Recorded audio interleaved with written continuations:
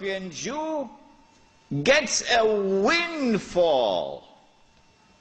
A massive amount of wealth now comes his way. How? The hadith was that the earth would yield up its treasures to Dajjal. A child was playing, a black child, was playing in a village in South Africa. And this child, in the middle of the 19th century, found a big stone, glittering stone. Child took it home, showed it to the parents. Parents took it to the chief of the tribe. Chief of the tribe took it to the white commissioner. White commissioner sent it to Cape Town or Johannesburg, one of these places, to have it examined, and promptly came the reply that this was a huge diamond. You think that happened by accident? You're living in Disneyland. No, the stage was now set when that diamond was discovered. Because now we know where the diamonds are located. By this time, Britain, the scientific and technological revolution has given to Britain in particular, and Europe in general, the technology to be able to locate underneath the earth, in the interior of the earth, the diamond veins. And the technology we wish to mine for it down in the depths of the earth, technology which never existed before. And so now the southern African region becomes a cluster of diamond and gold mines. One mine in particular becomes the most famous one of all. 3 months ago, I stood myself at that mine. It was the biggest man-made hole in the world, in a town called Kimberley. You heard about Kimberley diamonds. Yeah.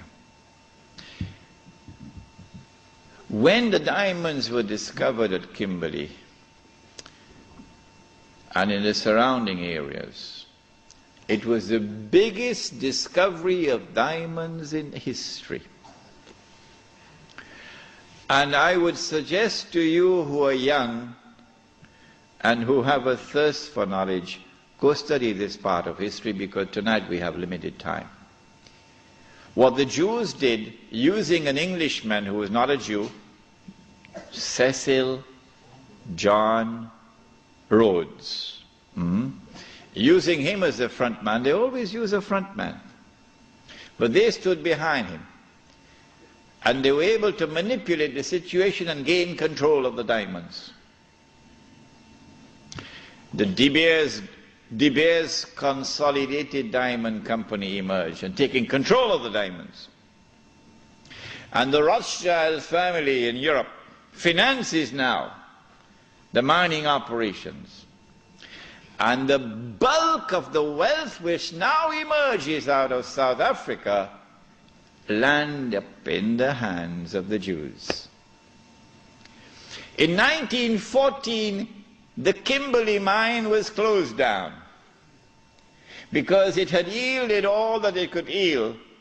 The rest that now remained was just chicken feed. So they closed it down in 1914. When I went to that diamond mine in Kimberley, there were wheelbarrows filled with plastic cubes to show you, give you an estimate of how many diamonds came out of this diamond mine. There were 5 huge barrows filled, brim, heaping with these plastic cubes. That's how many diamonds they got. And these were sold in the market, the international market, at the premium price, because they cornered the market through the consolidated De Beers to establish a monopoly to ensure that the price would not come down. The Prophet ﷺ cursed that. When Kimberley was closed down in 1914, the European Jew now had amassed the maximum wealth he could amass at that period of time. This is just about 17 years after the Zionist movement was established.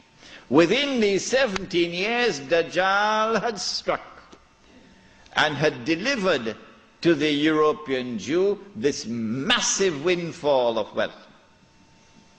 And so now they are ready, in 1914, to move to the next stage. The philosophical and political systems already in place, and now the military attack. To destroy the Khilafah, you'll have to destroy the Ottoman Empire. And you cannot destroy the Ottoman Empire with 5,000 Jews in an army. You need a world war to destroy the Ottoman Empire. That's a tall order. So what you do is you plan a conspiracy. And you stay behind so that your fingerprints are not on the crime. In other words, you plan a September the 11th. Huh?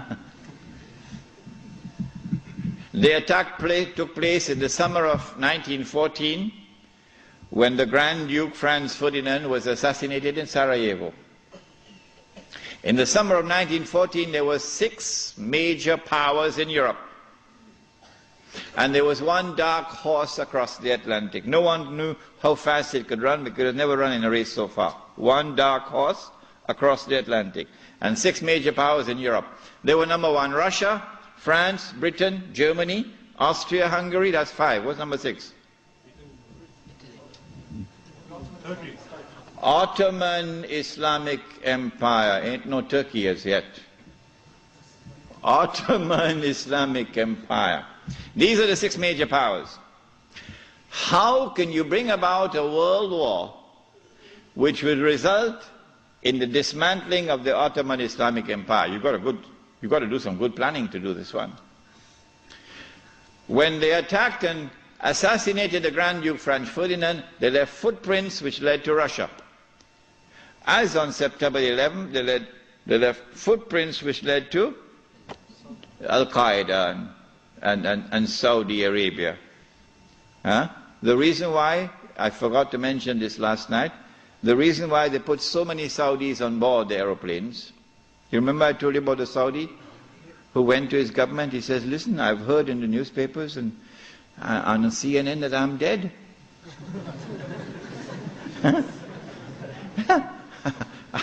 It seems to me as though I'm alive.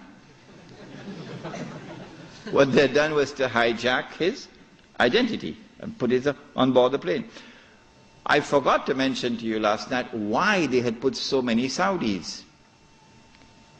The reason for this is to attack the client relationship, the friendly relations between the United States and the government of Saudi Arabia. If you can replace this with a new relationship of mistrust and hatred and enmity, it'll now facilitate the Jews when they launch their big war to take control of the Saudi oil, which is about to happen. This is why they put so many Saudis on board the aeroplanes. Good. They left footprints which led to Russia. And so Austria-Hungary had no option but to declare war on Russia. But Britain and France already had a treaty, a defense treaty with Russia. The Secretary of State, the Foreign Minister in Britain, was a Jew. And so Britain and France now had to declare war in favor of Russia against Austria-Hungary. But Germany has the same racial ties with Austria-Hungary, so Germany is now forced to enter the war on the side of Austria-Hungary. So they have succeeded. Whoever planned that assassination has succeeded in bringing all these powers now in Europe into a state of war. All that is left now is what they call the sick man of Europe. Who is that? Ottoman Islamic Empire. The Khalifa in Istanbul does not want to enter the war. He knows how weak the Ottoman army is in terms of military technology. But through internal intrigue within Istanbul, the Ottoman Empire is forced into the war, and a Russian ship in the Bosphorus is used as a pretext. Once the war started, that massive wealth which the Jews had accumulated is now going to be used strategically for the purpose of influencing the direction of the war to get the prize that the Jews want. What is that prize?